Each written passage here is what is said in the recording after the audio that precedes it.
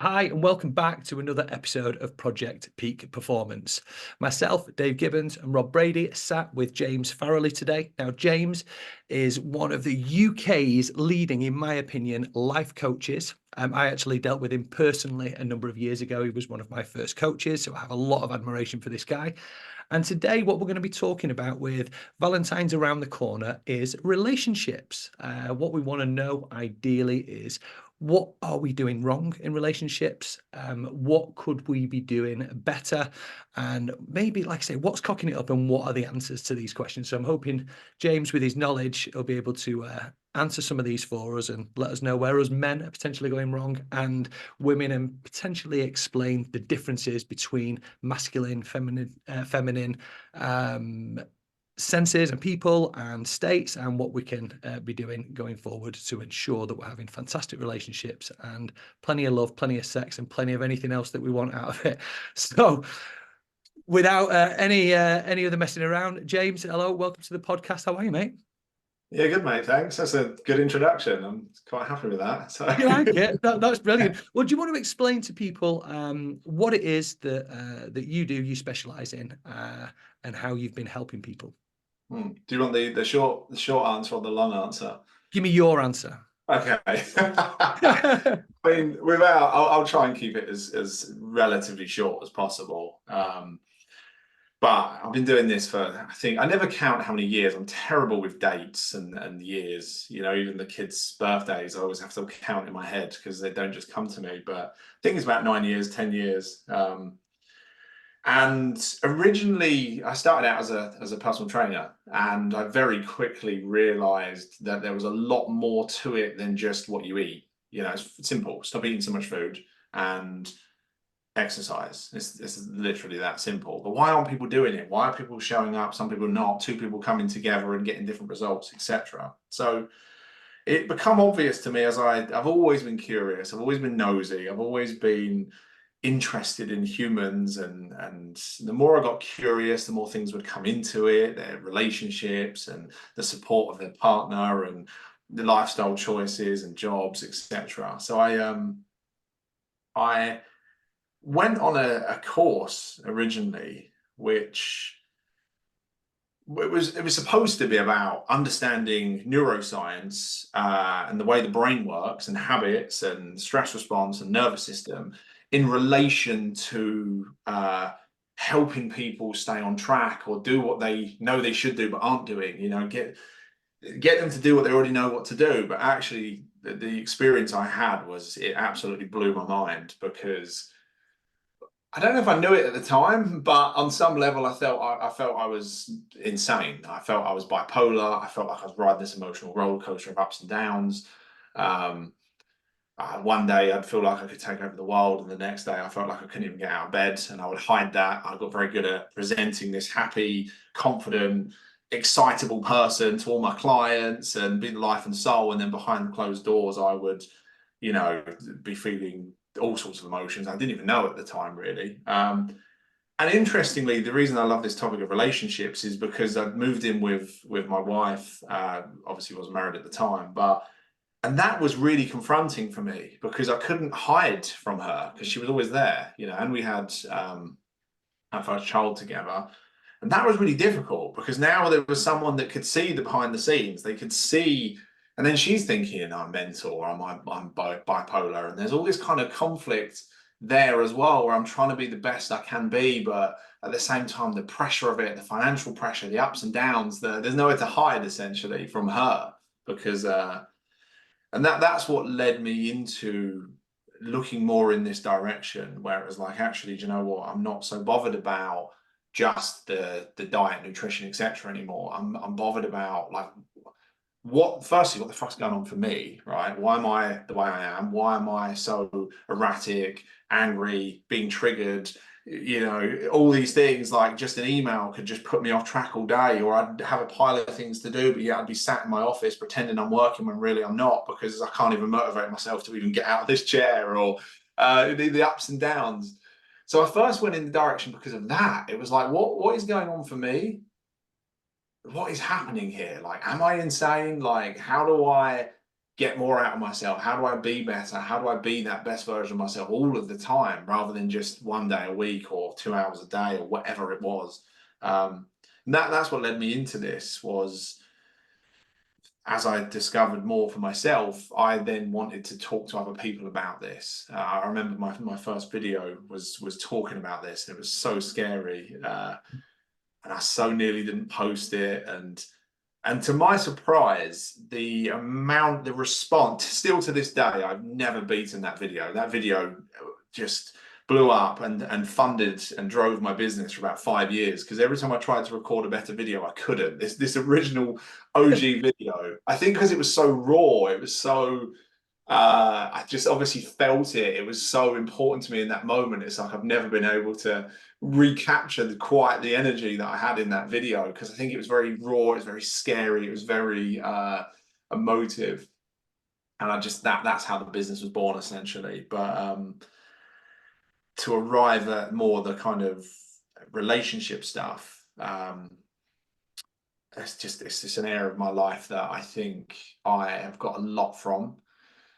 So me and Jenna, we've been together 15 years this year. We've been married for 5 this year, 2 kids. So we've been together since we met at uni, and then been together ever since. So in that time, relationships are just such an amazing, they can be such an amazing mirror to us. Like, because like I said, you just can't hide from, if you've got intimacy issues, they're in your face. If you have got communication problems, they're in your face. If you struggle to kind of, you just can't get away. They're there. Essentially, they see you at your best. They see you at your worst. You know, the times when you're tired, all of this stuff that comes with it. It's love languages and all of this stuff, which I'm sure we'll elaborate on. But so through working with, I've mainly worked with men, although what's often happened is I've worked with mostly men, mostly high performers, mostly business owners. Oftentimes their relationship would become quite a big focus in the conversations, even though they didn't know it was going to be, and I didn't necessarily know at first. And then often what's then happened is I end up then working with their wives as well, and that works quite well. But Jenna has told me for years, about 8 years ago, I said, I'm just going to be a relationship coach. That's what I'm going to do, because I just love it. As a portal into our own personal development, I think relationships are so, and whether that's with your wife, husband, whatever, or whether that's even being a parent, your relationship with your kids, they're going to trigger the fuck out of you, right? If you've got triggers, they will find them, they will press them, you will, and then you'll find yourself kind of feeling guilty or questioning yourself or wishing you were doing better. Like, they will find these triggers, so they can be such an amazing portal, I think, into self-development, self-discovery, finding your own weaknesses. Yeah, does that answer the question? That was as short as I could make it. But you did for me. You did for me, Rob. Yeah, really good. Mm. So going back to that first course you did, Mm. you said it was like that light bulb moment. Like, what was the moment for you on that? Like, what you, because I 100% can see the journey you've gone on, and I'm pretty much on like that similar pathway, which we spoke pretty much off air. There was like a moment you thought, right, I'm going to remove the mask. I'm just going to be authentically me, because it's better than just hiding from everything. But so what did that course bring to you initially to then start to go down that route? Yeah, good question. The first thing it did was made me realize I wasn't insane. That was literally the words that come out of my mouth when I left there. It was like, I'm not insane. My brain is just doing what it's supposed to do. Like, as I'm sure you know, well, I know you both know, you know, in terms of fight, flight, or freeze, in terms of the nervous system with parasympathetic and sympathetic, going into fight response, flight response, the hormones that come with that, how that changes our mood, our emotions, our thoughts. It was the first time I realized that my brain was just trying to stay alive. It was just perceiving danger, and it was reacting in ways that it's been conditioned to do so, or ways in which I now understand to be kind of from trauma, from how I was parented, from what was demonstrated to me by my parents, or what I saw, or the decisions I made, not even consciously in the moments. Like, my brain was just running these patterns, and it was just doing everything it could to try and keep me alive, not necessarily happy as such. That just absolutely blew my mind, no pun intended, because it was the first time it stopped being about me being insane or mental or bipolar, which there's a bit of a reason for those thoughts, because without going into too much of my past, it was traumatic. They do the ACEs study. There's like a number of ACEs that the more you tick, the more trauma you've experienced, the more likelihood that you're going to be in prison or some form of crime or addiction, etc. I tick all of the boxes except for one. So, so I don't know why I'm here or how I'm here, but and my mum's got a personality disorder as well, which is like it's like bipolar in some ways. So a lot of it, and mental health runs in my family big time. People have been sectioned, suicide, etc. Probably a lot of generational trauma. Well, not probably, generational trauma. So that there was a lot of that in the back of my head. I didn't know that at the time, though. I didn't know what I now know. I just thought, I don't know, like, does it run in the family? Is that how I've been brought up? So to come across this was like, oh wow, my brain's just doing what it's supposed to do. And everyone's brain's doing what it's supposed to do. Everyone's going into fight, flight, or freeze. Everyone's being triggered. Everyone's amygdala is going off and saying, right, this is the alarm bells here. This is like something we've experienced before. Let's do what we always do. Let's run away. Let's argue. Let's go drink some alcohol and numb it all. Everyone's brain is essentially just doing the same thing, but in slightly different ways. So that was the big insight for me, was like, and I don't know how to word it better than that. It was just the relief that I'm not insane. My brain is doing what it's supposed to do, and therefore there has to be a way of rewiring it or reprogramming it or pulling it apart in some way. And that's the journey that I've been on for the last however long. That's fascinating, because without, a lot of people don't necessarily get into that position where they start to, like you said, go to the mirror and they hide from all of it, and they can still hide from their partners, and then it gets exhausting. So, but the self-development element to it does bring up that mirror, and a lot of people still run away from it, or a lot of people go, right, okay, I'm going to draw the line. So from your part, if you hadn't done that, you wouldn't have understood that, oh, actually, all of the shit's going on my head is actually from, like, when I was brought up as a child. It's not my fault that I feel this way, but it now creates me accountable to go, right, what can I do to develop it and normalize, like, me not feeling this way. So it's awesome to hear, because you find a lot of people, I don't feel, that are still in that position. They're like, I'm triggered by my children. I'm triggered, but not necessarily understanding that it's their own triggers, rather than like, the kids annoying me. It's like, no, you're annoyed by the kid. Like, so like, you deal with your emotions or what you're doing with it. So love that.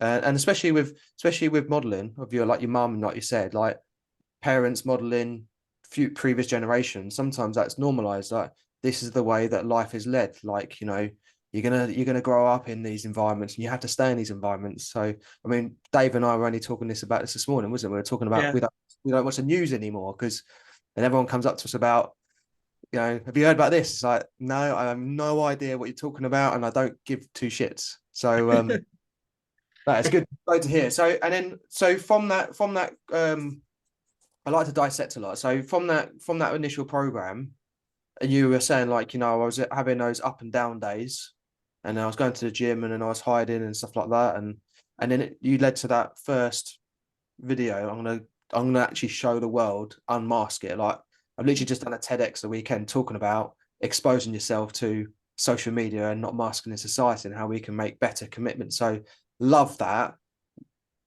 What was that like? Because there's a lot of people that probably, before we start to delve into relationships, you need to start going, okay, I need to find my authentic me. I need to bring that to society. From that course to that first video that went, like the OG video, how was that leading up to that, to getting to the point of like, actually, no, I'm going to show the world my authentic James? Well, it's an interesting question, because it's almost like when and there's so many good things in what you just said, and hopefully I'll remember, because there's a couple of points. So first thing that stood out in what you said, which I love, is I don't know why, I don't remember why, and I don't remember how, I learned to take personal responsibility. So if me and Jenna have an argument, what what could I have done better? What happened for me? What did I feel? What were my thoughts? If I was to experience that argument again, would I have done anything differently? Could I do anything differently? If the same thing happens again tomorrow, would I do anything differently? I'd always look at, how was this my fault? How was this not my fault? I don't know if that's the right word, but responsibility, because I can't change her really. If we've tried changing our if you try and change other people, you'll quickly realize it doesn't work. My best hope at changing her or the kids is by changing myself, and then the way I show up to them, and the way I communicate, and the way my energy, my presence, etc. So taking personal responsibility is huge. I've actually worked with people before, and they just want to blame each other. That's one of the reasons I didn't become a relationship coach and call myself that, because I just found people that come to that, whether that's everyone or whether just the people that I saw, they just wanted to blame each other. And it's like, this just isn't going to fucking work. Or they would say, and then you fix it, James. yeah, No, you fix this, no, right? I need you to speak to my wife. Yeah. And I'd get on the phone to her and I'd say, do you even want to be on this call? Or is it because your husband's forced you on it? Oh, he's forced me on it. And I'd say, well, it's fucking pointless. So you have to, the first thing is, every time I'm triggered by the kids, every time I'm not able to, even if I'm like, why am I not compassionate there? Or why am I not loving there? Or why did I feel guilty when I said that? It's always just looking that compassionate sort of self-inquiry, looking into myself. How can I do better here? So I love that you touched on that. And then moving on to the question, the fascinating thing about authenticity, or who I am or who we are, is it's like I'd love to say that video was authentically me, but it was authentically me based on what I thought I knew about myself at that moment in time.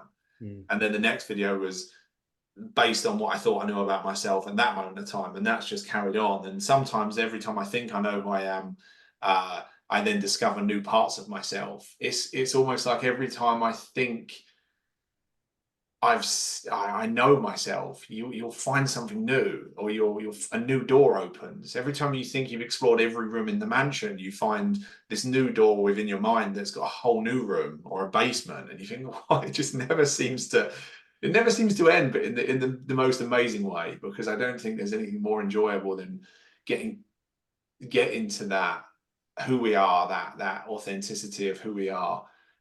So it's been a constant unfolding. And then sometimes I get further away from it, and sometimes I get closer to it. But with all that said, for some reason, I don't know why, authenticity and honesty and truth just seem to be really important to me. I think in this world, there's so much bullshit. There's so much facades, and people putting masks on, either knowingly or not knowingly, consciously or unconsciously. Social media doesn't help. Everyone's filtering and everyone's presenting their best life. And I very quickly learned from working with clients that might be traveling the world, or they've got 10 cars, or they've got helicopters, or they've got millions, or they've got the most amazing houses. You get to see the behind the scenes, and you get to see that they feel the same as what I feel. You know, they would, just because they've got 10 cars doesn't mean they don't wake up and think, I can't be asked today. Or just because, you know, they're multi-millionaires, it doesn't mean that their wife's not getting on their tits, or it doesn't mean that they didn't experience trauma as a kid. Or so you kind of, I just love cutting through the bullshit and just being on. And I've always been radically honest in that sense. There's never been any bullshit. I've always probably overshared, but I've always found that the more vulnerable I am, and the more open I am, and the more honest I am, the more people tend to be that way with me as well, which in relationships is massive, 100%, whether that's with the kids or whether that's with your partner or wife or whatever. That I think that vulnerability, and that openness and that willingness to look in this direction, I think express, I think creates so much connection, and even that's an ongoing process. But that answer the question. I forgot what the question was. It did help. It proves the fact that there's some point you have to draw a line towards going, okay, right. And the open the doors is a very interesting one, because what I find with it is, I always, like Ian was talking about, one of our pack members this morning on social media, talking about opening new circles. Yeah. So like the environments, like those doors are environments to new ways of thinking, new ways of being, new connections, and then that opens up another door and opens up another door. And like you said, you look back in a few years down the line, you think, oh my God, how was I in that environment, and how I was like, fighting in that environment to where I am now. So like pursuit of inner peace, I think is a massive ideology for me. So going from I feel like I'm just taking over, Dave. Yeah, you're Going, cool. Well, like I said, I speak to James offline like all the time anyway. So I've go, racked his brains more times than I'm letting you I'm letting you have this one, mate. I'm so cool. go, so going from going into that new arena of stuff, then what was the reason why you probably got more into relationships than anything else? Like, was it the case of the children, or was it a case of you wanted a better, deeper connection with Gemma? I know obviously you were saying like behind the scenes, obviously she saw you like that, and then obviously then you came to like be more authentic to the world, and that probably settled down. But was there a reason why that? I know you said it was a fascination, but was there a reason why there was a fascination in that particular topic of understanding that a bit more? Yeah, in hindsight, I think the kids played a big part. Because I had I've got a son from a previous relationship as well. I had him at 16. That didn't help because no one I knew had kids at 16, and no, I didn't get any help with that.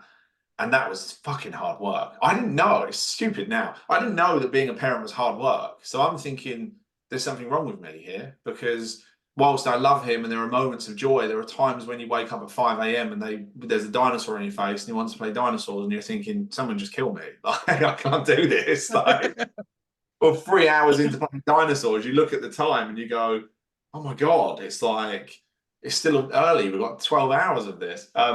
But moving on from that, I think when me and Jenna had kids, I think that without the kids, I don't think we would be together.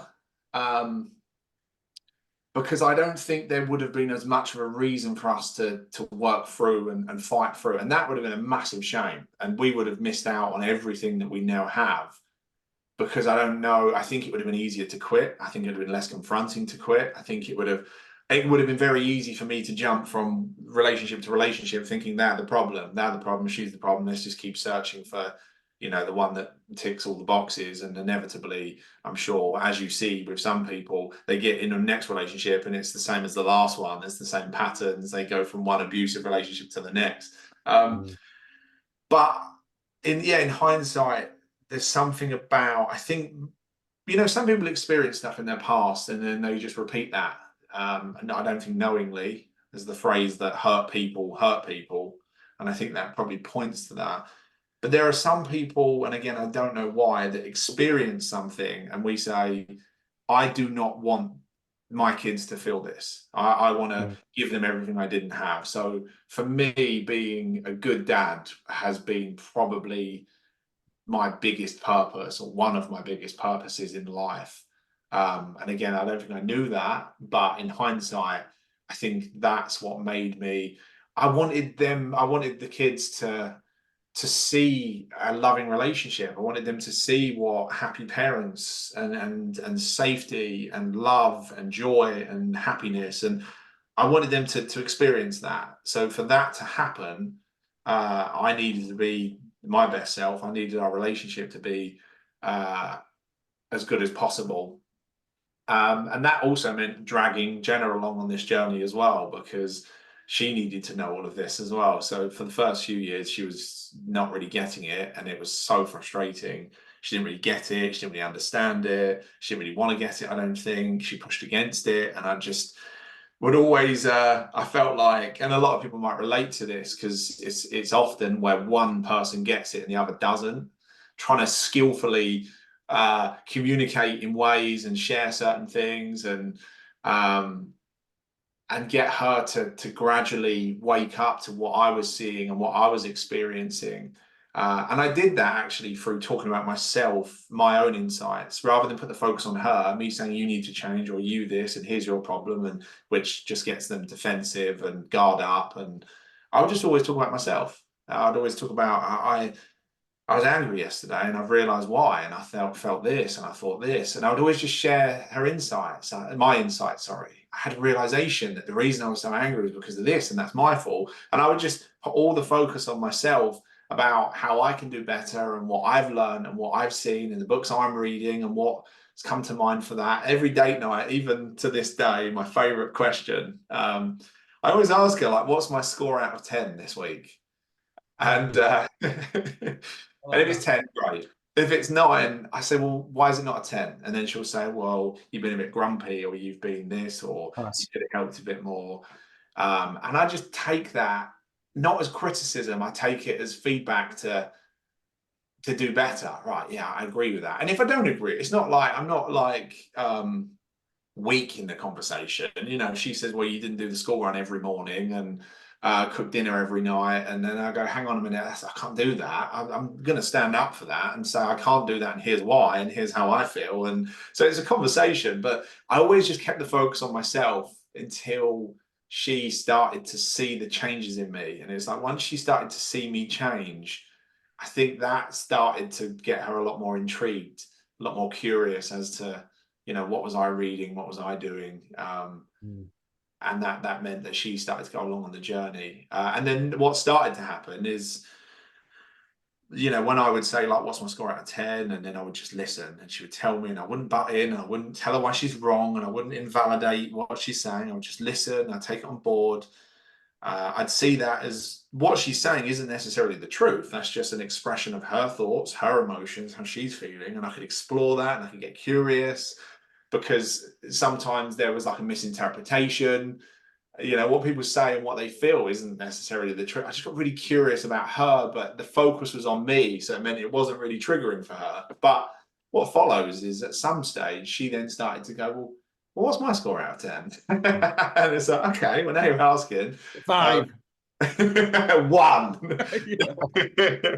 So thankfully she did go on the journey, and that will be a problem that presents itself for people, I think, because sometimes their partner becomes open to change as well, and they travel together. And the ones that go on the journey together, it's a long story short, you know, it's not just me in this relationship. Jenna then has gone on to read all these books. She then has gone on to become a coach herself, parenting coach. She then has gone on to like have therapy and coaching. She has gone on to, she now works, she's a mental health trainer for Mind now. So from where we laugh about, from where she was, where it was like she just thought life is what it is, right? It is what it is. You don't question things, you don't fix things, you don't change things. We are who we are. To go from, and we laugh about this because she remembers me saying to her, do you ever worry that we're getting this parenting thing wrong? And she did not even get what that meant. She's like, she couldn't even comprehend the question. How do you get parenting wrong? Like, that's how almost blind she was to all of this. And when we was going through real conflicts at one stage, when it was got to a point where I was deeply unhappy, and I actually was considering, do I want to be in this relationship? Because what my kids are seeing is probably not the relationship I want them to see. I don't want them to think this is love and this is marriage, because it isn't, and it shouldn't be, and it's shit. Like, would we be better separate? Because at least we can be happy, if not apart, kind of thing. But I remember saying to her, like, I can't be the only one to keep working on this relationship, but I need you to. And she just couldn't get it. She's like, what do you mean work on a relationship? Like, honestly, it's hilarious to think she didn't even get what that meant. Like, what does that mean? So I guess the reason I'm sharing this is I've seen it as well, from someone to be so asleep to this conversation, so blind to it, so closed to it. And I've seen someone wake up to it, and that's part of what I love about this job, as well as waking people up to this.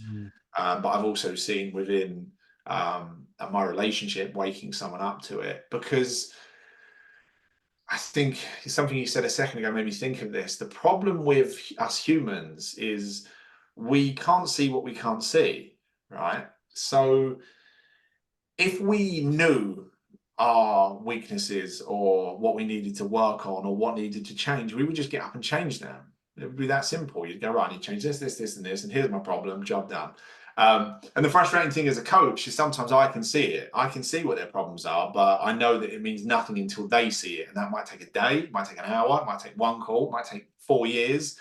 where eventually someone sees what I saw, and I've had to lead them there with questions and poking and pointing, and they eventually see it and they go, I've just had an insight. And I'm sat there going, oh, finally. But I also have compassion because I know that I don't see stuff until I see stuff. And then when you see it, the penny drops or it hits, or you think, oh my God, that has plagued my life for years and I didn't even know it. It's like that's why it's unconscious or subconscious. It's like we just don't really see it. And I think that's the joy of this exploration, the looking within, the self-development. I think you're always kind of almost working through if our being or our brain is like this big mansion, you kind of are going into this, finding new rooms and looking around with your torch and going, like, oh, there's damp in this room. No wonder I've been like, everything's moldy. Or like, there's a fucking tiger in the closet. I've been wondering why I've been waking up feeling stressed all the time. It's you find these aspects of yourself. And I just find the more you kind of unhook them and the more you let go, the more you tend to find that peacefulness, the more you tend to find your triggers start to dissolve. And even that is such a great, I think, seeing when something doesn't trigger me that used to, I'm like, oh, it's such a good feeling. Like, I love that. And I think, wow. And that's, to kind of conclude this ramble, that's why I love relationships and, with kids or whoever, because as soon as there's a trigger for me, that is an invitation to look at that. Like, what is it that's going on here? Like, what? And that can be many things. I've had so many triggers in the relationship. I hate feeling mothered. I hated it. That's my issue. I hated feeling like being told what to do, right? I hate being told what to do. If you say, do this, I want to do the opposite. Like, you tell me to do the hoovering, I'm going to tell you all the reasons I can't do the fucking hoovering. There was triggers like that. With the kids, with Max, every time he got emotional and like he would tear up, I'd think, for fuck's sake, Max, like, man up, like, with the words that would come to my head. And then I'd be like, hang on a minute, there's something in that for me. Like, I'd find if I felt emotional for a film or watching Max score at football or watching Rosie play a violin, I'd hide that. I'd fucking do everything I could to make sure that you do not see. So then there's something in that. It's like, well, what's that about? So that I just find that, or whether it's because I want sex tonight and I don't get it and I'm angry. There's something in that as well. There's always these little invitations into, what am I feeling? What am I thinking? What's going on here for me? Anyway, does that what was the question? No, that's good. So a question off the back of that. So for a listener out there right now, everything seems perfect on social media, but behind closed doors, they're arguing with each other, right? And they are hating each other. You're coming through the door, you're thinking, do you know what? I've worked a bit later because I didn't want to be fucking spending time with you. And Kelly, if you listen to this is not us, so don't worry about it. So what would you say for that part? And equally, that person hates them. Like, oh, you're coming through the door, stay later. I'm fed up with it. Another night of us arguing, another night of us sitting there in silence, another night of us going angry to bed.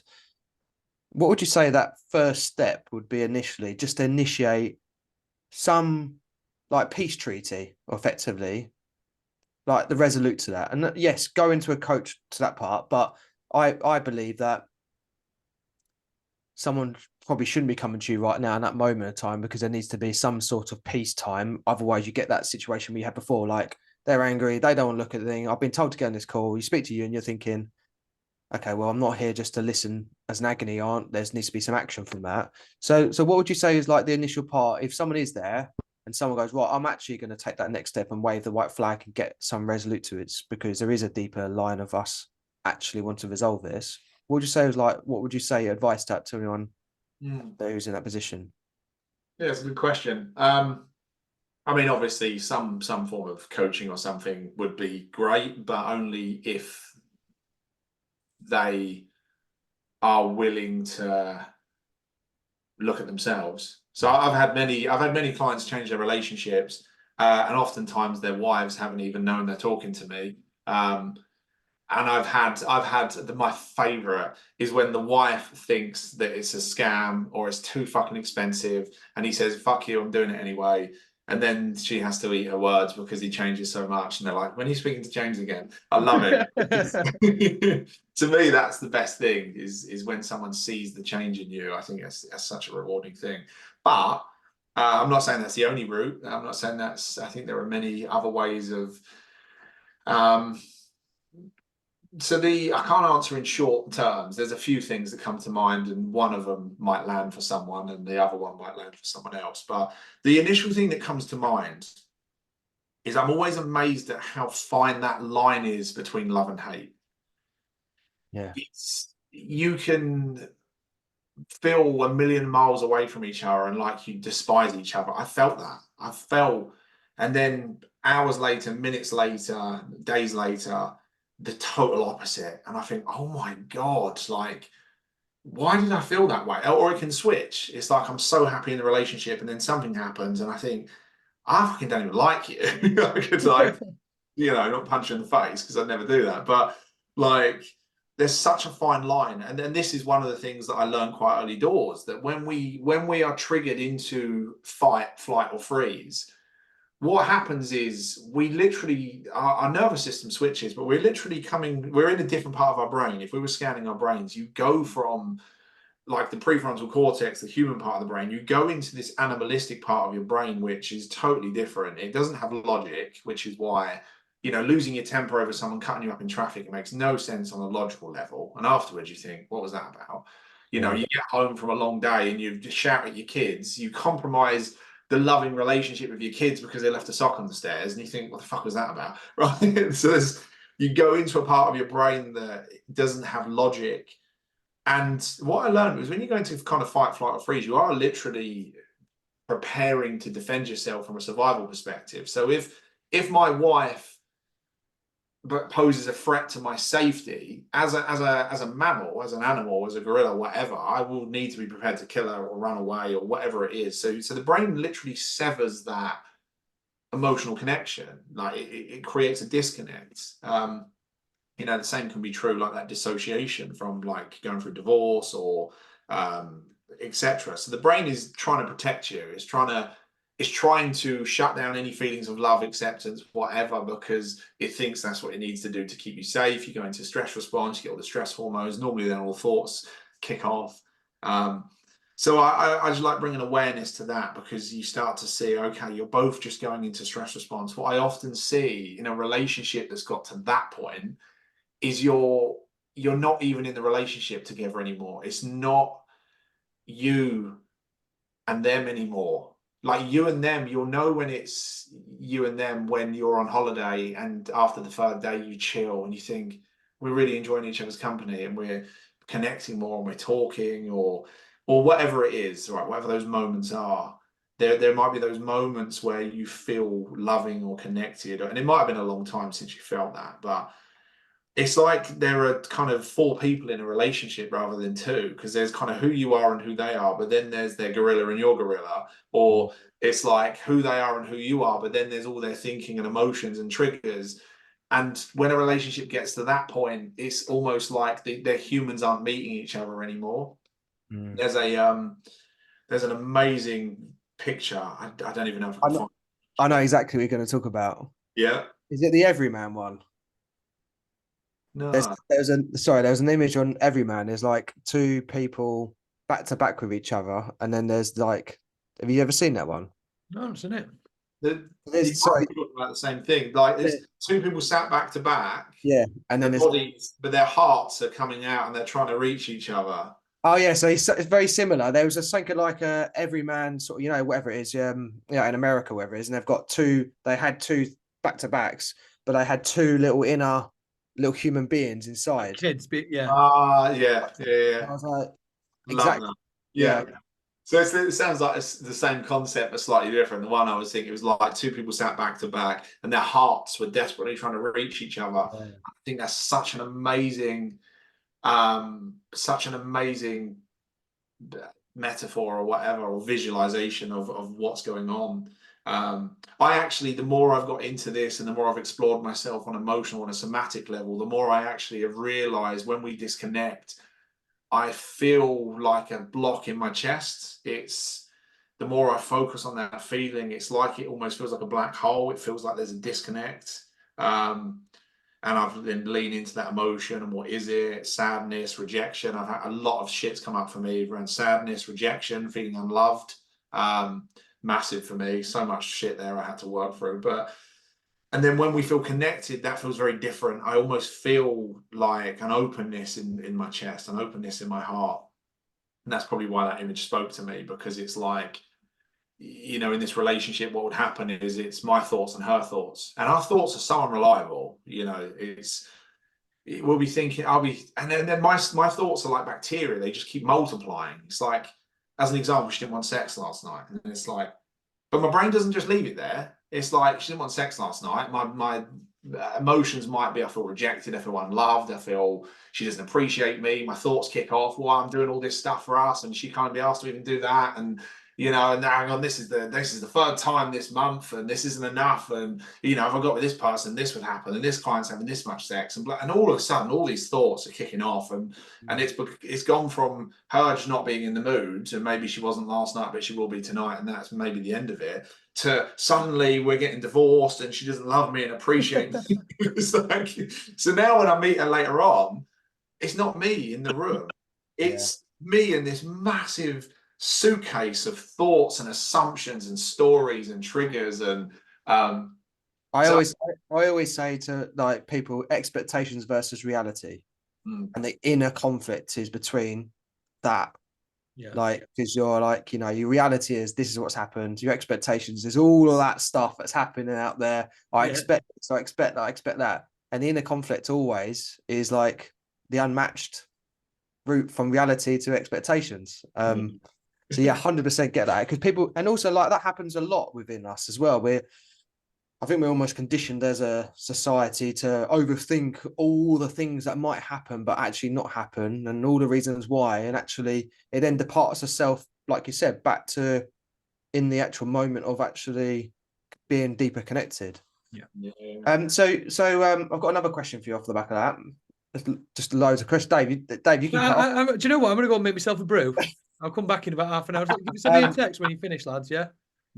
So a next step from that, so someone might be listening out there who actually is in a good relationship, or they're in a relationship that's not hostile, away from those environments, but they feel like they've lost that deeper connection. So it feels like they're both on the hamster wheel. We get home, we have dinner, we watch some TV, we go to bed, get back in the thing, we've got some kids, weekends are filled up with a load of other kids, but like, you know, and there's like sex is here or there, nor might be a case of it. So like people are just in autopilot effectively, but they recognize they want to have a more deeper conversation. Like, what would you say? Like, how do you start to make that as a deeper connection amongst each other?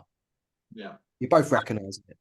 Yeah, that's a good question as well. So just to kind of recap, because in my head there's an open loop on the last bit, the awareness of what I said, I think, is the first step, and even just seeing your own triggers, seeing that you're both not in the relationship, and also seeing that you're not as far away from feeling love and connection and closeness as you probably think. And I think that hope is quite useful.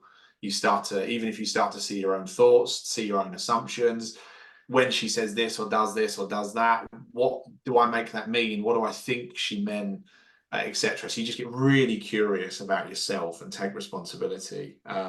And that's probably not that dissimilar, actually, to the question you've just asked, which is, you know, let's say people are in a good relationship, but you lose it. For me, the first thing is accepting, and this from personal experience, that's okay. Life is difficult. Like, sometimes people come to me and their relationship is struggling a little bit, and they've got a newborn baby and blah blah blah. I'm like, well, no wonder. Like, life is hard sometimes, right? Especially if you've got kids, or you're working, or you're both working, or there's financial pressure, or whatever it is for people. Some days you will not feel 100%. Like, some days you might not want to have a deep conversation. Some days I come home and I just think I just want to be left alone. Like, Other days I might come home and I really want to have a big deep chat, but Jenna wants to be left alone because she's had a long day. Like, so there will be times when you that's life, right? You're tired, you're stressed, whatever. Not taking it personally was a massive thing for me and Jenna. I used to take it so personally. Like, if she doesn't want to talk, again, it's personal. Why does she not want to talk to me? Why does she yeah, why am I not important to her? Why is she in a mood with me? And she's not in a mood with me. She's had a stressful day, or so not taking things personally really, really helped us. You know, we are different. We do need different things. There are times when she wants to talk and I don't, and vice versa. Sex is more important to me. Physical touch is very important to me. Emotional connection is more important to her, and physical touch is lower down. Acts of service are really important to her. So like me going to the shop, getting her some Capri Suns and putting them in the fridge so they're cold for her later on goes miles for her. To me, I would rather fuck the Capri Suns, just, you know, come and kiss me or cuddle me when you come in or whatever. James, sorry on that one. For our listeners, but I know that what you've touched on, love languages. Yeah. Like, so to people listening out there, this is still new. Like, to a lot, sometimes I speak to people, and you probably experienced it, love languages. So what is love languages, and what have you just said about, like, well, like, I've had it, like, I literally had a conversation with someone close to me. It was like their partner was like, oh, I bought them a load of stuff and they're just unappreciative. I was like, yeah, but I can see that their love language is like connection, human touch. And like, so you give them a load of stuff, but you don't hold their hand. So they don't even need any of that stuff. They just need you to hold their hand, and they'll probably feel a bit more connected with you. It's like, Yeah. now that makes sense. Like, that car is good, but I don't hug them enough. Yeah. So if you can go I into a want to little add bit. on to this as well. So to add on to it, how do you establish? So what is love language? And the secondary question on top of it, how do we figure out what our own love languages are? Yeah, good questions. Yeah, I mean, I love this because part of why I used to feel unloved is because sometimes I'd go to cuddle Jenna and she wouldn't want it. You know, she'd almost shrug me off. Oh, fuck off, I'm trying to cook. Wish she wouldn't swear at me, but you know, that's kind of what her body said. Fuck off, leave me alone. And I'd feel rejected or whatever. Or like you said, I've had experiences where, you know, my clients are like, look, we've got an amazing house. She drives a Porsche. You know, the kids have got everything. And I'd say, but does she even want any of that stuff? Is that even important? And I know from talking to the wife sometimes, all they want is him to come home and actually be present with her and ask, how are you? It's like, fucking hell. So we come across this because, yeah, that was why I was kind of feeling unloved, etc. So love languages, people give and receive love differently, and you'll see this in people. I even see it in the kids as well. Both my kids. I don't know about Liam actually. I'm not really sure what his love language is. That's an interesting question. I'd have to ask him or observe. But just looking at the two that live with me, one is very touchy, and that's her love language, and one is more acts of service, so filling up his water bottle or whatever. So the love languages essentially are words of affirmation. So some people get a lot from, you know, being complimented, you know, yeah, compliments about what they're wearing or how they look, or verbal appreciation for what they do, or because people feeling underappreciated is massive in relationships. And I was terrible at this. I wasn't very good at saying thank you, because in my head, that's not really that important. Like Jenna would say, oh, thanks for doing the dishwasher. And I'd think, why are you thanking me for doing the dishwasher? The dishwasher needed doing. But it's because I didn't realize that to her, to say, you know, thank you for cooking the dinner and sorting the kids out. I know you're stressed and you know, do an amazing job with somehow juggling it all. That would go a really long way for her.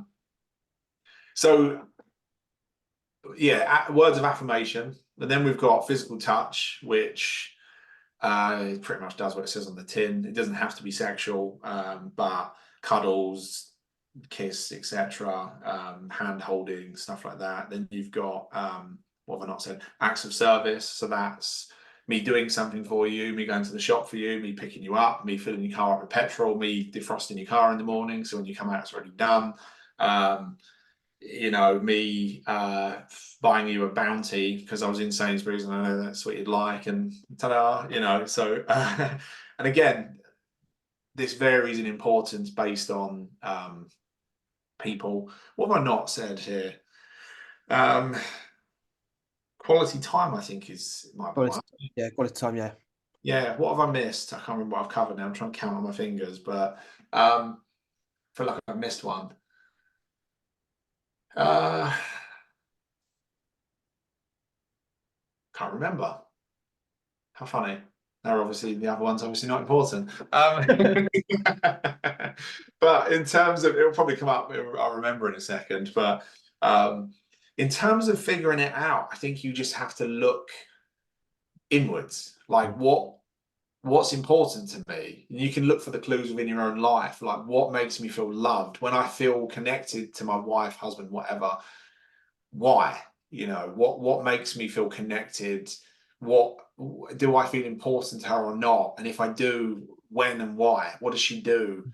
You can look at does she compliment me, for example. You can work through this. Does she do anything for me? Yes or no?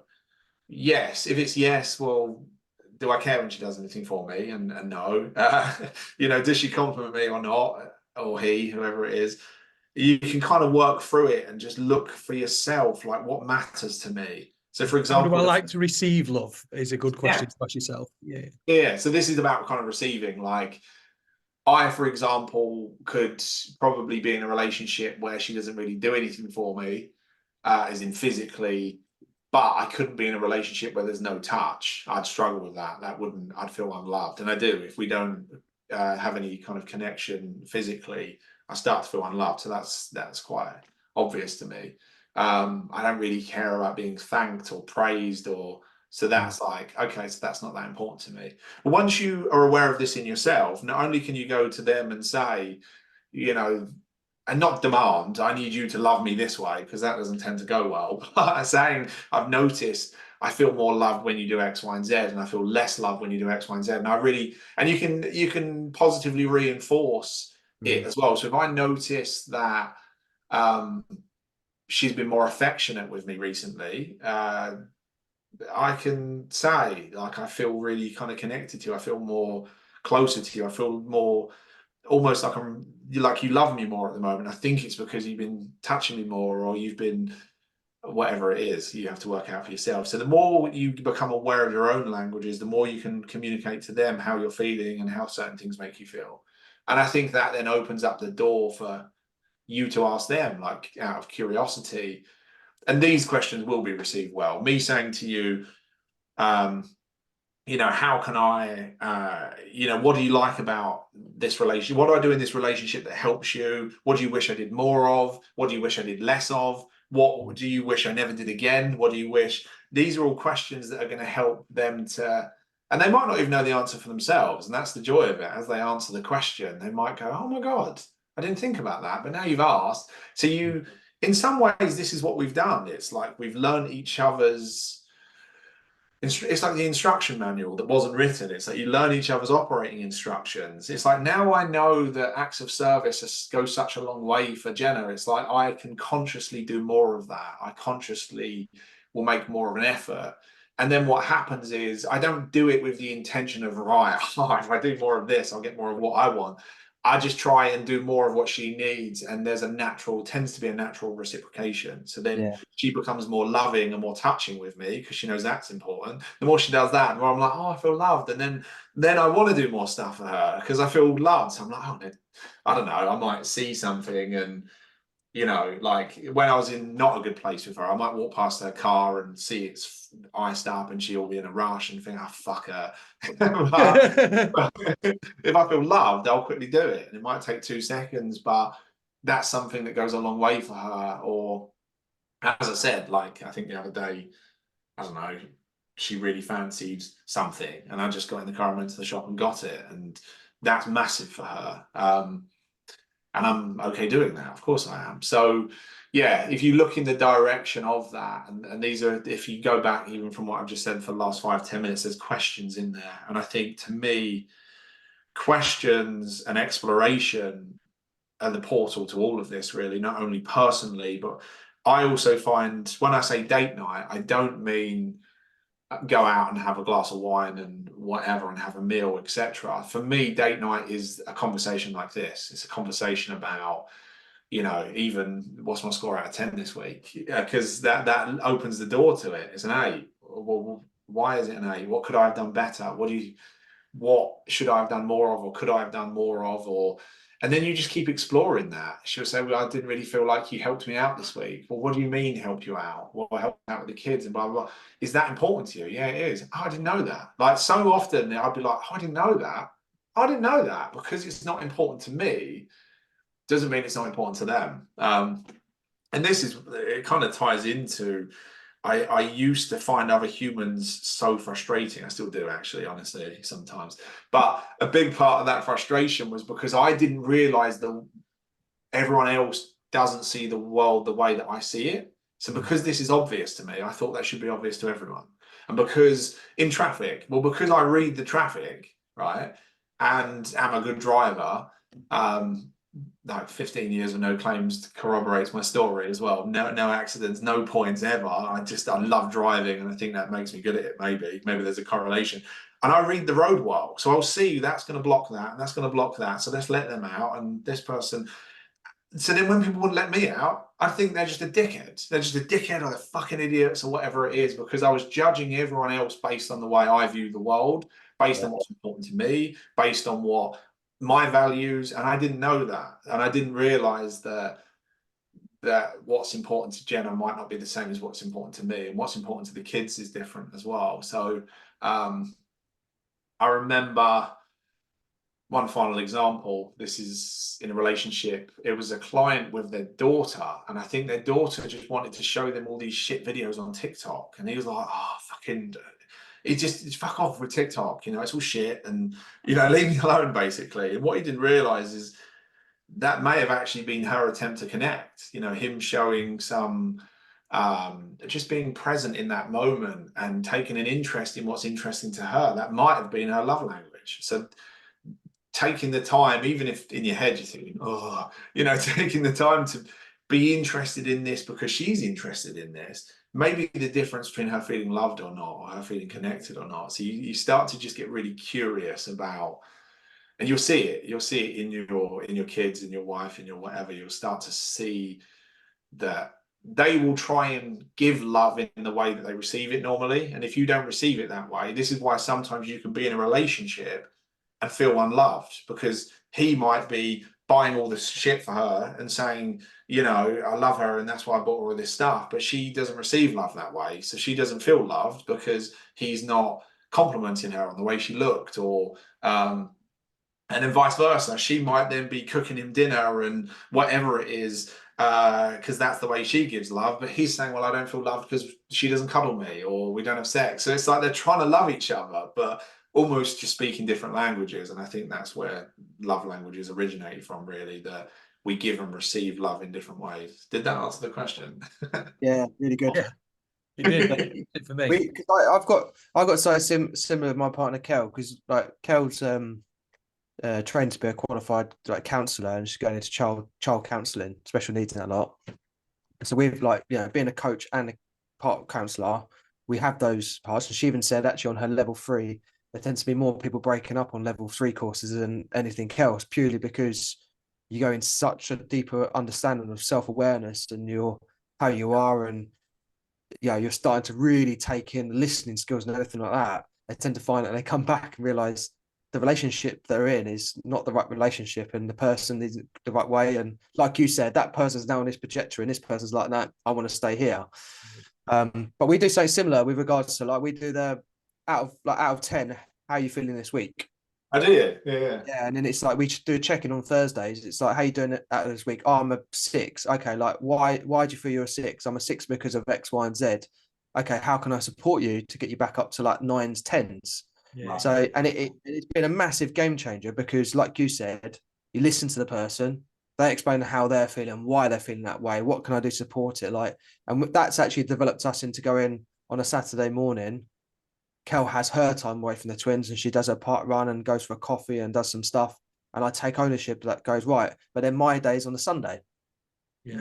Like, and that's been the massive dynamics as we've developed into having the twins. So everything you've said from a relationship, I 100% get and understand, and it is factual and what that happens. Like love language is a massive thing with us. Yeah. And like my previous relationship before that, no discredit to us, we were together 10 years and we're due to get married. Like now learning what I've learned, realize that this is not it wasn't the right relationship at the time of what we needed. Like love languages out, all sorts of stuff, how we connected, how we communicated, everything. So Yeah. a question I've got, last question. Sorry, Dave, like you've had no Tell you what, question. mate, you can feck off with these questions, Rob. I'm going to ask one. Can I have Go on, like go on. one Of course last you question? can, mate. Of course you can. Every person wants to be a white knight sometimes in a relationship, the savior of the other individual. When is enough enough? Good question. I And don't. I'll be honest with you on this part. I've had conversations over the last year or so going into that mental health space, and I've said to them like, there's a point where you've tried and they've gone through that process, but they're not changing, and it's on a quarterly basis. They keep just saying, "I'm going to do this and do this," and they're not doing it. And you're the person that's taking all of that emotional sponge, sucking in all the stuff they said they're not going to do, and it's effectively killing you because loads of people, and you probably come across it. I don't know who I am anymore. I don't know my identity anymore because I'm taking on their shit and my shit and trying to work it out together. So when is enough? Because sometimes people go, "Oh, but I've been in a relationship 6 years. I put all the effort into it, and we'll get there some point." And it's like, when? That's a great question because I was in a position, as I said earlier on, I was in a position where I thought that I was going to be willing to go at some stage. But I decided that I needed to, only once I have given it everything I've got and I've become the best I can be, at that stage, I will then make the decision to leave or not. But to leave at that moment in time was like, I know that I haven't done my best. So therefore, let me do that first. And I've said that to clients, and I've had clients then, come back from the brink of divorce, etc., and still be together like probably 5-6 years on, or but I've also had clients on the flip side where I'm literally saying to them, they've done so much, they've changed so much, they're constantly trying. And the other, in this case, the wife is the person that comes to mind, isn't reciprocating in any way. And the question then becomes, how much longer are you going to put up with this? Like, how much more are you going to give this before you say enough is enough? One of the questions I always ask as well, and there's no science backing this up, and I could be totally wrong here, but the question I always ask them is, how was it at the start? Because I've found, and again, this is just anecdotal evidence, so don't read into it too much.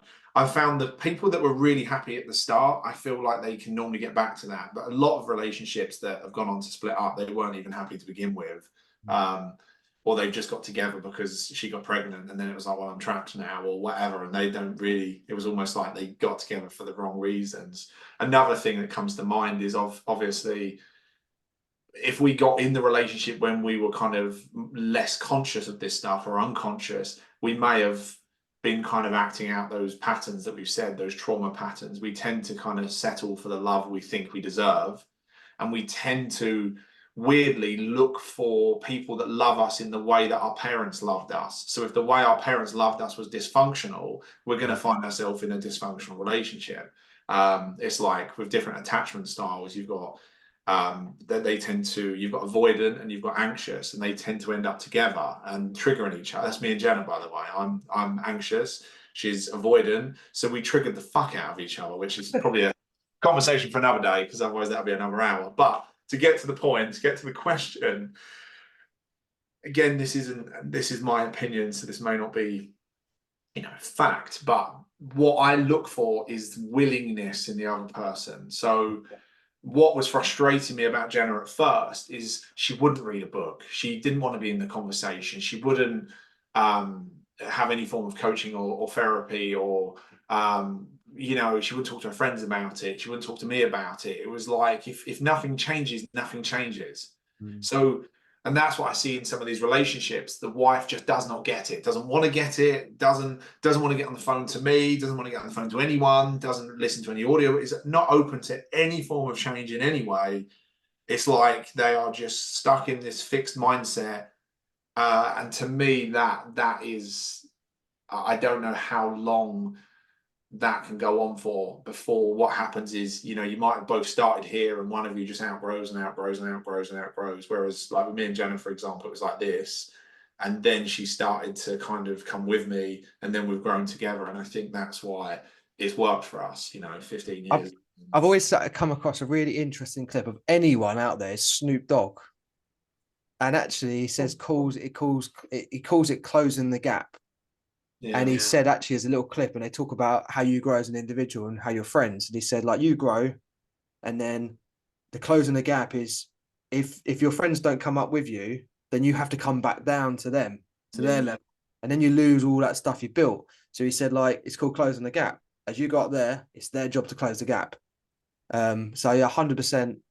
Of all people, I always remember back to is Snoop Dogg when it comes to relationships and closing the gap and friendships. You wouldn't think a guy who smokes a joint pretty much every day is the person that you. That's why he's so chilled and super loving, mate. That's what it's all about. I can imagine him a big doobie going, it's all about closing the gap. Like, I think that's true though. I think if you're both willing to, because even if you're moving in the direction, you're not going to get it right. Right. I sometimes am the fucking. Jenna sent me something the other day on Instagram. I can't remember what it was, but it was essentially saying that sometimes my husband is the most amazing man in the entire world, and I'm so happy, and other times basically he's a prick, And it's like, ta-da! You're not going to get it right all the time. Like there are times where I'm like, there are times when.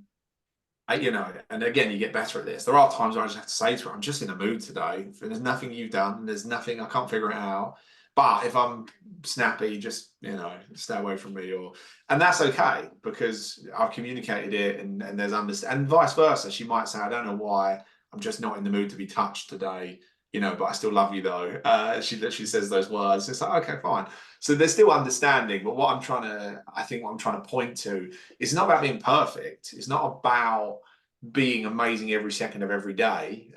It's not about getting it right all of the time because even after 15 years, like I feel like I've not been in a relationship with one woman. I've been in a relationship with about 700 women because who she was when she was at uni compared to when she was a mum for our first child, compared to a mum for our second child, compared to when she was working, compared to when she was running the business, who she's been along the way has been so many different, and we've uncovered new things and new thoughts and new fears and new repressed emotions and all sorts of stuff. We've just gone on the journey, which has kept this relationship fresh and alive and interesting.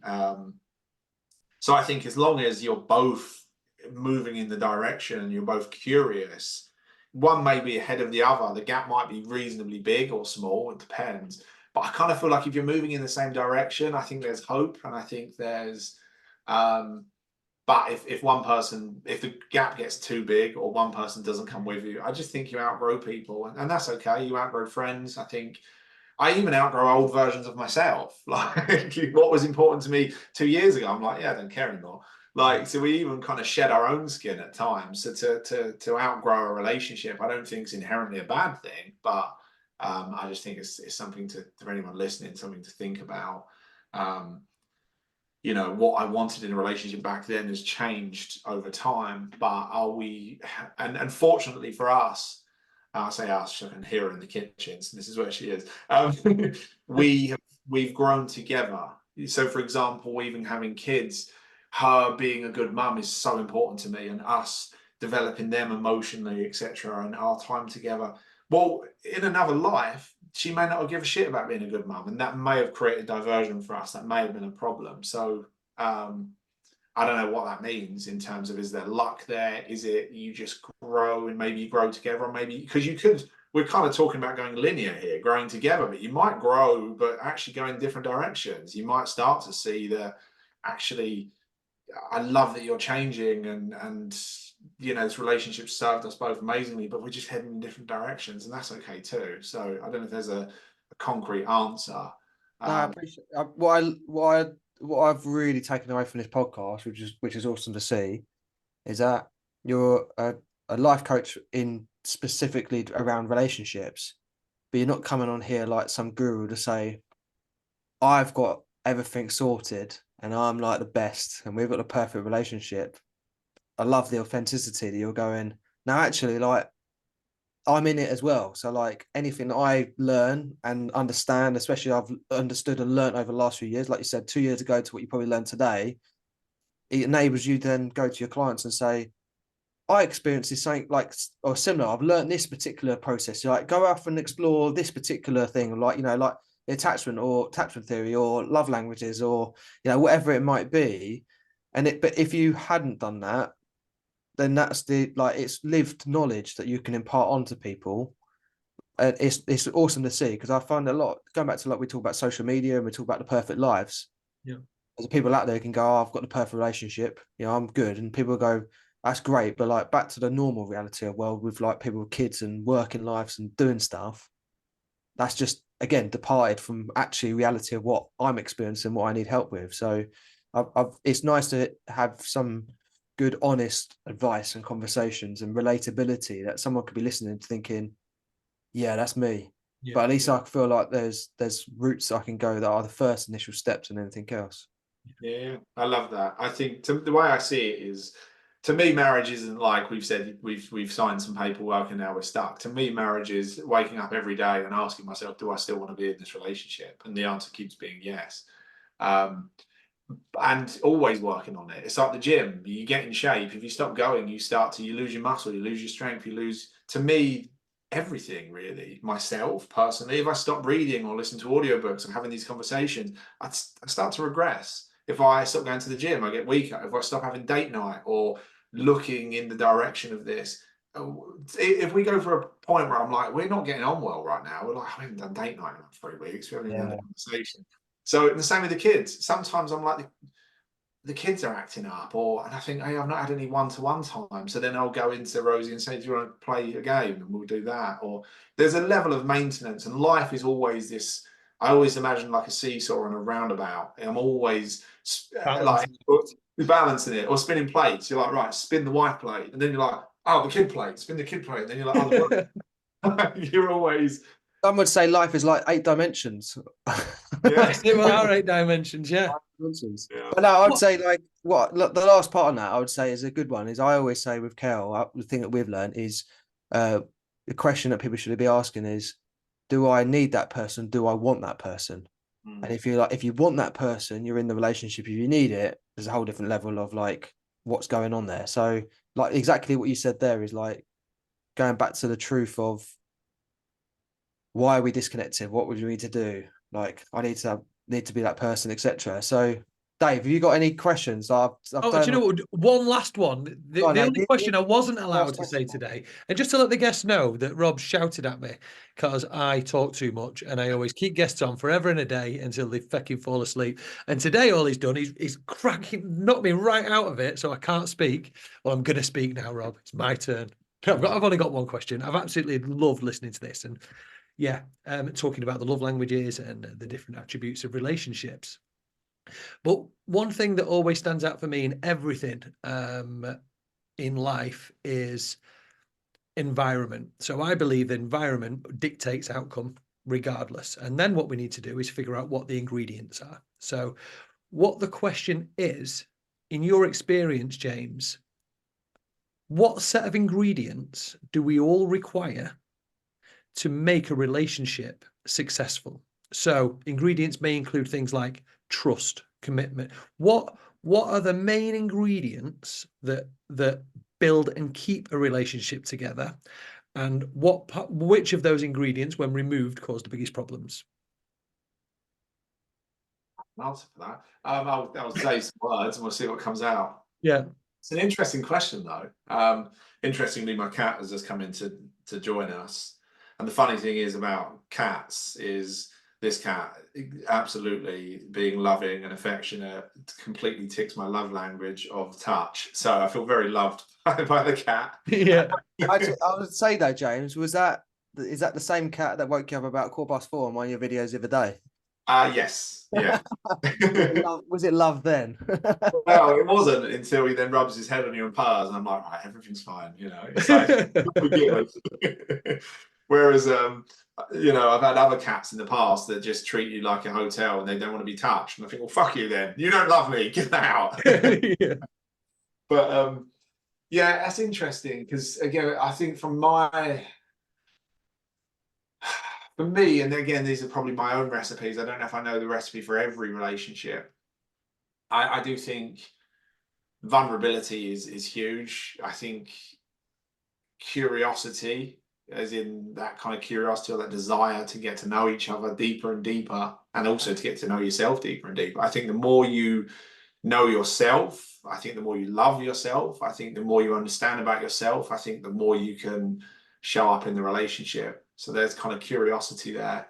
I think trust is built, and I think that's built through communication, conversation, vulnerability. Um, yeah. So I don't know. There's a few recipes. I'd say taking responsibility rather than kind of blaming, I think is massive. I think not taking things personally, I think is huge. Uh, I think communicate. If I had to choose one, I'd say communication. The constant communication, constantly getting to know each other, asking questions, getting interested, getting curious. If they've had a go at you, not taking it personally, going back to the next one, finding out why, what's going on for them, how are they feeling. You mentioned the question earlier on, Rob, which was like, how can I support you? Um, so that's huge, that communication. But also, if we was going to go slightly less on the level of form or what I can even put words to, I do think kind of love and presence, being present with each other, that consciousness, there's something in that for me that I've never been able to put my finger on. Like me and Jenna were laughing yesterday about how we were actually having a conversation, funnily enough, yesterday about when we first got together. The thing that amazed her the most is nothing I did gave her the ick. And the reason this conversation started is because I was talking about like when I was single, I just someone's hairline. I'm like, oh, or I'd be walking the girl home after a night out and she'd fall up a curb, and I'm like, oh, that's put me off, and I don't even know why. I don't know. Or someone that should be attractive, yeah, just doesn't do it for me. Or someone that shouldn't be attractive, I'm like, something there. So I do think there is a formless chemistry. There's some kind of interaction of energy, or whether that's metaphysical, whether that's whatever that is. I kind of feel like there's an unexplainable attraction or chemistry in a relationship. To me, that feeling, we call it 11 out of 10. Like when we're getting on, it's like sometimes we're a 10 out of 10. This 11 out of 10 is it seems to be beyond our comprehension. There's a real kind of connection that I can't put words to. Is it And we almost have, like is it almost like a free state of flow? yeah, I don't know. I don't know what it is, but it's just and I think getting to that and resting in that, and the reason I've come to that is I'm thinking about presence as well, like being present. I think even I've said this to clients before as an experiment. I get them to do this even when their wife or kids or whoever don't even know this. Go home and be really present. I get really, really, really present. I ask her how she is or him, and really be there. Like, and it feels different. It's like I feel the ground at my feet. I kind of have a conscious breath, and I really watch. And it's like you just almost absorb them in some way. It's like you can feel them beyond just your eyes, you know, and you watch as they speak and the way they move and the way their mouth moves. And you kind of almost not just listening with your ears, but you're kind of listening with your senses in a weird way. Um, and there's something very connecting about that. You do it with the kids as well. I do the same thing. I get really, really present.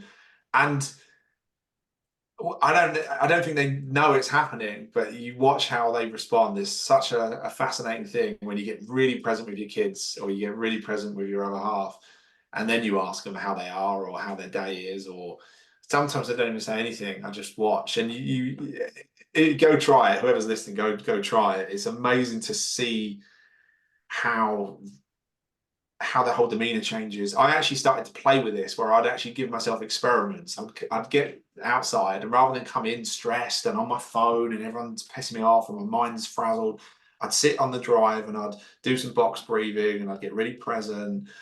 And then I'd set my intentions and I'm going to go in, I'm going to be calm, I'm going to be present. And I'd walk in, and as an experiment, I would see how the people in the house interact with me when I just get really present. I ask questions and I listen, and they wouldn't know I'm doing it, but you can almost laugh in your head at how much you can seem to change the energy of your house based on the energy that you walk in with. Now, if you're more into kind of metaphysical, it could be, is it the power of presence? Is it consciousness? Or is it, it is also backed up again by things like neuroscience in terms of, it's called co-regulation. So our nervous systems can be regulated by someone else's. So if I'm stressed and you come in and you're really calm, my nervous system can relax. And it might be because our brains are scanning, saying, oh, he seems chill, maybe I'm safe. I don't know what it is. I don't care what it is. I just know it's fun. And I know that even like date night, same thing. It wouldn't be TV on or on your phones. It's, I'm in this conversation now. Like, you are the most important thing to me in this moment. And that moment doesn't have to be an hour. It can be 2 seconds. It can be as I pick Rosie up and from school, and I just pause for a moment, and I just remember to be here in that moment. And I do find presence is quite transformative. So that's something that people can probably go away from this and play with. Massive. Love it. Love it. Well, I'm done. I only had the one. I only had the one question. So I'm done now. Yeah. Mate, yeah, I've just been sat here listening to all of this. And a lot of it is kind of what you would think is common sense, but we're not doing a lot of this stuff. We're not really inquiring. We're not asking our own questions. Or, I remember somebody asked me, and it was a few months ago when I first came around to understanding what love languages were. And somebody asked me, how do I like to receive love? And it was the first time that it had ever hit me. And you know what shocked me? I didn't know the answer. I was like, I don't know. But the wonderful thing was then after that is I started to, because I'd noticed it, it was in my brain and it was in my thought process. So I started to understand what it was, and I've kind of figured it out. And then the conversation we had with Claire, is my wife. We have conversations all the time for hours and hours talking about this type of stuff. And it was a really interesting one. And we started to uncover what her love languages were. How did she like to receive love? And what was really funny is, even though I didn't know how I liked to receive love, when I found out, it was very apparent in the way that I gave love. It was basically that. So if you don't know, one quick way to have a look at it is just watch, how do you like to give love? Because you'll probably find out that is exactly how you like to receive it as well, even though you don't know it. Would you agree with that, James? Yeah, absolutely. Yeah, completely. Yeah. So no, absolutely amazing. I've loved being part of this, listening to this conversation is amazing. Have you got anything else, Rob, before we wrap this up? They say to fly on the wall, but you're pretty much like Dave on the wall in that bit, isn't there? Just sat there, chilled out. That's it. Oh, mate, I'm all ears. I love it. I love loads of parts of this. The understanding yourself, thinking that the rest of the world. I remember when there's no secret now. James was one of my coaches a few years ago, and yeah, really, really helped me. And I remember when you said that you realised, James, that everybody else didn't think the way that you did. Do you remember my penny drop when I had a post-it note in my head? Yeah. It was nuts. I used to literally, Rob, have this. I'd come home and Claire would be walking around the kitchen and I'd want her to do something. And because she didn't do it in the time, I'd be like, what the fuck? Why is she not doing this? Does she not love me? All of that had come in and I'd feel like shit and everything else. And all of this one day, I realized that there was a post-it note, and in my head, it was important to have the tea done on time because that meant I could play golf, I could do this, I could do. But in her head at the time, it was okay, I need to make sure the hoovering's done upstairs, the kids' school uniforms are done, X, Y, Z. So her list was completely different to mine, but equally as important for the synergy of the house to work. I never saw it until I did. And yeah, I used to then walk into the house and I'd try and figure out what was on Claire's post-it note. And it was a great way for me to try and understand what she was doing in the day, where she was coming from, and how I could benefit instead of being a hindrance to the flow of the house. And yeah, no, it's brilliant. Well, look, that's another fantastic episode done, guys. James. James, last bit. Go on. Where can people? I know obviously where people can follow you, but where's the best place to follow you? These days I'm spending more time on Instagram than anywhere else, so that's a good place. And yeah, that's probably the best place, because then from there you can find my podcast, or you can find my website. But my videos on there are where I spend most of my time. Yeah, but no, I appreciate you having me on. I've really enjoyed this. I've loved the conversation. It's been great. So I appreciate it. Nice. Yeah, appreciate it, James, as well. Right. Well, until next time, guys. Thank you very much. Cheers.